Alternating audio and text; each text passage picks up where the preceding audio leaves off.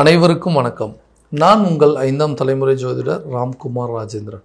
நம்ம இன்னைக்கு பார்க்க போகிற தலைப்புங்க, கும்பராசி அன்பர்களுக்கு உங்களோட ராசிக்கு 7ஆம் இடமான சிம்ம ராசியில் 2 கிரகங்களுடைய இணைவுகள், சூரியன் மற்றும் கேது ஆகிய 2 கிரகங்களுடைய சேர்க்கை கிரகண யோகம் என்று அழைக்கக்கூடியதுங்க. இந்த நிகழ்வு ஏப்ரல் மாதம் 17ஆம் தேதி முதல் செப்டம்பர் மாதம் 16ஆம் தேதி வரை நடைபெறவிருக்கு. சுமார் 18 ஆண்டுகளுக்கு பிறகு நடக்கக்கூடிய இந்த நிகழ்வு சிம்ம ராசியில் நடப்பதால் இதுவரை இருந்து வந்த எதிர்மறை விளைவுகள் அப்படிங்கிறது குறையுங்க. எந்த விஷயத்தை எடுத்தாலும் நெகட்டிவாகவே நடக்குதுங்க. நான் ஒன்று நினைக்கிறேன், ஆனால் வேறு விதமாக நடக்குது. நான் இதுதான் ரிசல்ட்டுன்னு நினச்சா அந்த ரிசல்ட் வேறு விதமாக வருது. செய்யக்கூடிய காரியங்களில் தேவையில்லாத தடைகள், கை கெட்டின விஷயங்கள் வாய் கெட்டலைங்க. எல்லாத்துலேயும் ஒரு குழப்பங்கள், தேவையில்லாத பதட்டம், பயம், ஒரு வித தடுமாற்றங்கள் அப்படிங்கிறது வந்துகிட்டே இருந்தது. நான் நினச்ச எந்த காரியமும் எனக்கு நடக்க மாட்டேங்குது. என்ன தான் அதுக்கு காரணம்? ஒரு கரெக்டான ஸ்டேஜில் ஒரு திருமணம் அப்படிங்கிறது நடக்கலைங்க, குழந்தை பாக்கியம் அப்படிங்கிறது ஏற்படலைங்க, ஒரு வேலைக்கு சரியாக போக முடியல, ஒரு தொழில் தொடங்கலான்னு ஆரம்பிக்க முடியல. இப்படி வாழ்க்கையில் நிறைய விஷயங்கள் குழப்பத்திலேயே வாழ்ந்துட்டுருக்குறாங்க. ஸோ இந்த குழப்பத்துக்கு காரணம் தான் என்ன, இந்த குழப்பங்கள் எப்போ தான் தீரும் அப்படின்னு யோசிச்சுட்டு இருக்கக்கூடிய இந்த கும்பராசி அன்பர்களுக்கு இந்த கிரகங்களுடைய இணைவு காலகட்டங்களில் ஒரு வாழ்க்கையில் மிகப்பெரிய அற்புதத்தை கொடுக்க போதுங்க. ஸோ அது என்ன அப்படிங்கிறத வரக்கூடிய காணொலியில் தெளிவாகவும் துல்லியமாகவும் பார்க்கலாங்க. நம்ம சேனலை ஃபஸ்ட் டைம் பார்க்குறவங்க வந்து சப்ஸ்கிரைப் பண்ணிக்கோங்க, பெல் பட்டனை கிளிக் பண்ணி ஆல் அப்படிங்கிற ஆப்ஷன் கொடுத்துக்கோங்க. கும்பராசி அன்பர்கள், சனி பகவானை அதிபதியாக கொண்டவர்கள். உங்களுடைய ராசிக்கு 7ஆம் இடமான கலஸ்தரஸ்தானத்தில் இந்த கிரகங்களுடைய இணைவுகள் அப்படிங்கிறது நடக்குதுங்க. ஸோ இது வரைக்கும் இருந்து வந்த பிரச்சனைகள் அப்படிங்கிறது, ஒரு வேலையில் இருக்கிறவங்க கரெக்டாக தான் போயிட்டு இருந்தது, எல்லாமே பர்ஃபெக்டாக போயிட்டு இருந்துச்சுங்க, நல்லா ஒர்க் பண்ணிட்டு இருந்தேன், அந்த ஒர்க் பண்ண இடத்துல நல்ல பேர் புகழ் அந்தஸ்தோடு வாழ்ந்துட்டு திடீர்னு என்ன நடந்ததுன்னே தெரியலைங்க, அந்த வேலையை விட்டு வெளியே வர மாதிரி சில சூழல் அப்படிங்கிறது ஏற்பட்டுருச்சு.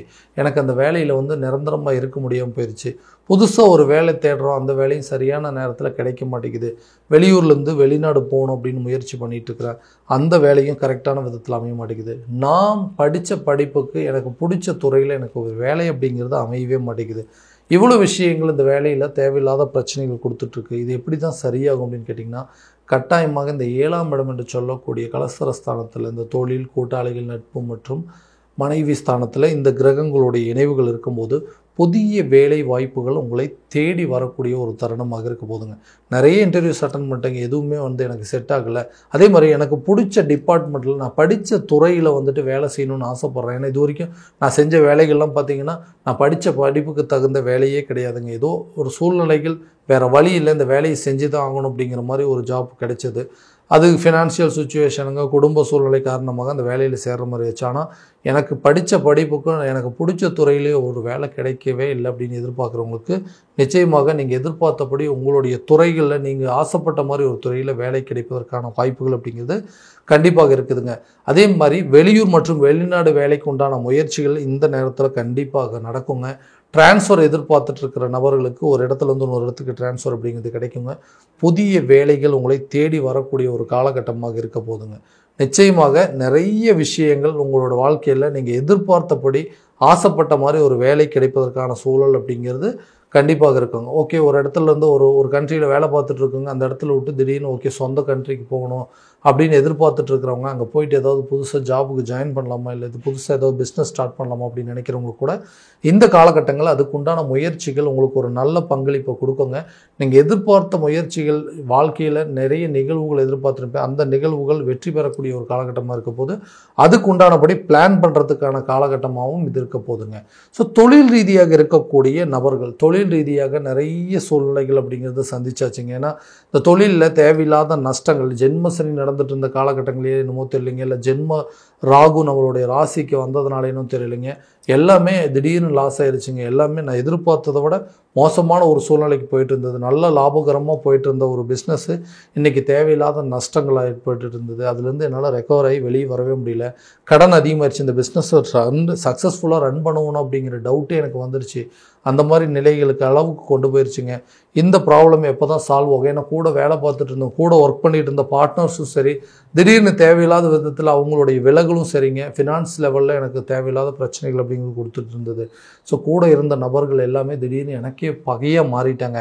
என் நிறுவனத்தில் வேலை செஞ்சுட்டு இருந்த நபர்களும் சரிங்க, என் பிஸ்னஸில் பார்ட்னராக இருந்தவங்களும் சரி, எனக்கே ஆப்போசிட்டாக மாறிட்டாங்க. அது முதுகுல குத்துற மாதிரி சில சூழ்நிலைகள் ஏற்பட்டுச்சு. ஏன்னா நான் எந்த தவறும் செய்யலைன்னா இன்றைக்கி எல்லா தவறுக்கும் காரணம் நான் தான் சொல்லி என்னையவே ஒரு குற்றவாளியாக மாற்றிட்டாங்க. இந்த நிகழ்வுகள் மாறவே மாறாதான்னு கேட்டிங்கன்னா கண்டிப்பாக சொல்கிறேங்க. உங்களுடைய தொழிலில் சாதித்து காட்டக்கூடிய ஒரு காலகட்டமாக இருக்க போது, உங்களுடைய பிஸ்னஸில் எல்லா விஷயத்தையுமே தனியாளாக நின்று சமாளிக்கக்கூடிய தைரியத்தை கொடுக்குங்க. அதே நேரத்தில் யாரெல்லாம் உங்களுக்கு வந்து பார்ட்னர்ஸ் மூலமாக பிரச்சனை இருந்ததோ அவங்களெல்லாம் விலகிட்டு சொந்தமாக அந்த தொழிலை நடத்துவதற்கான சூழல் அப்படிங்கிறது தான். உங்கள் நிறுவனத்தில் வேலை செய்யக்கூடிய நபர்கள் கூட யாரெல்லாம் வந்து சரியாக இல்லை அப்படிங்கிறத தெரிஞ்சுக்கிட்டு அவங்களெல்லாம் மாற்றம் பண்ணிவிட்டு புதிய நபர்களை வந்து சேர்த்துட்டு அது மூலமாக பிஸ்னஸ் சக்ஸஸ் பண்ணுறதுக்கான வாய்ப்புகள் அப்படிங்கிறது கண்டிப்பாக இருக்குங்க. ரொம்ப வருஷமாக வேலை பார்த்துட்டு இருந்தோம் கூட இப்போ வந்து புதுசாக ஒரு பிஸ்னஸ் ஸ்டார்ட் பண்ணலாம் அப்படிங்கிற அளவுக்கு சூழ்நிலைகள் ஏற்பட்டுருங்க. வரக்கூடிய வருமானங்கள் எல்லாமே செலவாயிட்டே இருக்குது, நஷ்டமாயிட்டே இருக்குங்க. வருமானங்கள் எப்போ தான் வரும், அது எப்போ லாபகரமான சூழ்நிலை மாற்றணும்னு நினச்சிங்கன்னா இந்த வரக்கூடிய காலகட்டங்களில் இந்த ஆகஸ்ட் மாதத்திலிருந்து செப்டம்பர் மாதத்துக்குள்ளே நிறைய வருமானங்களை பெருக்கிக் கொள்ளக்கூடிய ஒரு காலகட்டமாக இருக்க போது உங்களுடைய லாபம் இரட்டிப்பாகும் சூழ்நிலை அப்படிங்கிறது, முதலீடுகள் லாபகரமான நிலை அப்படிங்கிறது ஏற்படுங்க. திருமணம் சம்மந்தப்பட்ட யோகங்கள், திருமணம் அப்படிங்கிற ஒரு பிரச்சனை மட்டும் எனக்கு வந்து நடக்காமல் இருந்ததுன்னா இன்றைக்கி என்னோடய லைஃப்பில் நான் அடுத்தடுத்த லெவலுக்கு மூவ் பண்ணிட்டேன். ஏன்னா நிறைய பொறுப்புகள், நிறைய ரெஸ்பான்சிபிலிட்டி இருந்துங்க. அது எல்லாத்தையும் பார்த்துட்டு அதுக்கப்புறமா மேரேஜ் பண்ணலான்னு நினச்சாங்க. இன்றைக்கி காலம் கடந்து போனதுக்கப்புறம் கரெக்டான நேரத்தில் பண்ணியிருந்தால் ஒரு விதத்தில் நிறைய சேஞ்சஸ் வந்திருக்குமே அப்படின்னு அளவுக்கு யோசிக்கக்கூடிய நிலை ஏற்பட்டுருக்குது. அதே மாதிரி லவ் பண்ணிகிட்டு இருந்தாங்க, லவ்வில் என்ன நடந்துச்சுன்னே தெரியல, ரெண்டு பேர்த்துக்குள்ளே தேவையில்லாத விரிசல்கள் அப்படிங்கிறது வந்தது, சண்டை சச்சரவுகள் வந்துருச்சு. இந்த விஷயங்கள்லாம் எப்போ தான் தீர்ந்து நாங்கள் வந்து ஒரு நல்ல நிலைக்கு மறுபடியும் பழைய நிலைக்கு பேச முடியும் அப்படின்னு யோசிக்கிறவங்களுக்கு இந்த காலகட்டங்களில் திருமணம் சம்மந்தப்பட்ட யோகங்கள் அப்படிங்கிறது ஏற்படுங்க. ரொம்ப நாளாக இருந்து வந்த திருமண தடைகள் அப்படிங்கிறது அகலுங்க. திருமணத்துக்கே இன்ட்ரெஸ்ட்டே இல்லைங்க எனக்கு, ஏன்னா அந்தளவுக்கு நான் அலைன்ஸ் பார்த்துட்டு இதுக்கு மேலே வந்து எனக்கு கல்யாணம் பண்ணுறதுக்கு ஈடுபாடே இல்லைன்னு சொல்கிறவங்களுக்கு கூட கரெக்டான விதத்தில் ஒரு வாழ்க்கை துணை அப்படிங்கிறது அமையுங்க. ரொம்ப வருஷமாக லவ் பண்ணிகிட்டு இருக்கிறவங்க கூட வீட்டில் சொல்லி அதில் வந்து பாசிட்டிவான ரிசல்ட், ஓகே லவ்வை வந்து மேரேஜ் லெவலில் கன்வெர்ட் பண்ணுறதுக்கான சூழல் அப்படிங்கிறது கட்டாயமாக ஏற்படுங்க. ஸோ ஒரு லைஃப்பில் இருந்தவங்க அதே நேரத்தில் அந்த லைஃப்பில் நிறைய பிரச்சனைகளை சந்திச்சிட்டேன், இனிமேல் வந்து திருமண வாழ்க்கைக்குள்ளே அதாவது குடும்ப வாழ்க்கைக்குள்ளேயே போகக்கூடாது, கடைசி வரைக்கும் தனியாகவே இருக்கணும்னு நினச்சிட்டு அதுலேருந்து வெளியே வந்துட்டேன். ஸோ இதே மேலே என்னோடய லைஃப் எப்படி இருக்கும் அப்படின்னு எதிர்பார்க்குறவங்களுக்கு கண்டிப்பாக நீங்கள் எதிர்பார்த்தபடி ஒரு மன வாழ்க்கை அப்படிங்கிறது, ஒரு இரண்டாவது திருமணமோ அல்லது நீங்கள் எதிர்பார்த்தபடி ஒரு வாழ்க்கை அப்படிங்கிறது உங்களை தேடி வரக்கூடிய ஒரு காலகட்டமாக இருக்க போது. எவ்வளவோ பிரச்சனைகளை சந்திச்சிட்டேன், ஏன்னா நம்ம எதுவுமே பண்ணலைங்க, நான் செய்யாத தவறுக்கு இன்றைக்கி தண்டனை அனுபவிக்கக்கூடிய காலகட்டங்களில் வந்துட்டோம். ஏன்னா எதுக்கெடுத்தாலும் ஏமாற்றங்களை நிறைய சந்தித்தோம், நிறைய சந்தேக உணர்வுகளை சந்திச்சிட்டோம்.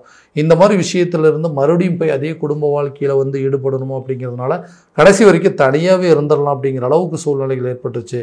என்னோடய வாழ்க்கை இதே மாதிரி போயிருமோ அப்படின்னா கண்டிப்பாக கிடையாதுங்க. நீங்கள் இது வரைக்கும் அனுபவித்த கஷ்டங்கள், வலிகள், வேதனைகள்லாம் மாறக்கூடிய ஒரு காலகட்டமாக இருக்க போது நீங்கள் எதிர்பார்த்தபடி ஒரு மன வாழ்க்கை உங்களை தேடி வருங்க. ரொம்ப வருஷமாக நீங்கள் வந்து ஒரு ரிலேஷன்ஷிப்பில் இருக்கீங்கன்னா கூட கண்டிப்பாக அதை வந்து அடுத்த லெவலுக்கு கொண்டு போகிறதுக்கான சூழல் அப்படிங்கிறது கட்டாயமாக ஏற்படுங்க.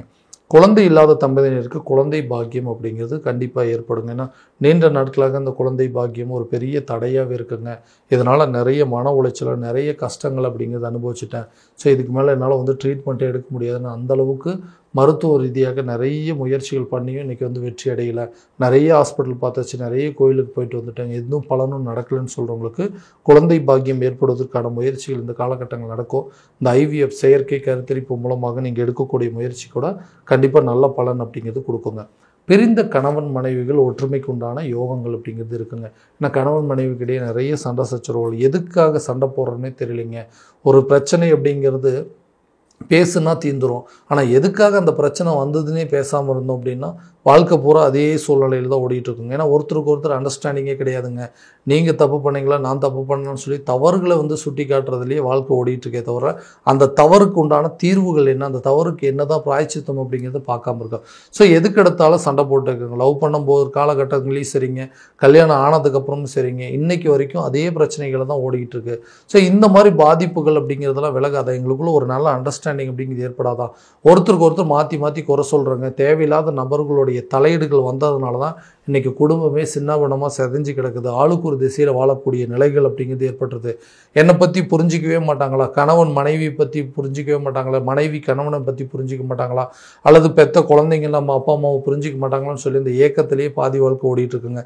ஸோ அந்த மனைவி கணவன் சம்மந்தப்பட்ட விவகாரங்கள் அப்படிங்கிறத தீருங்க. காதலர்கள் மத்தியில் இருக்கக்கூடிய பிரச்சனைகள் அப்படிங்கிறது விலகும்.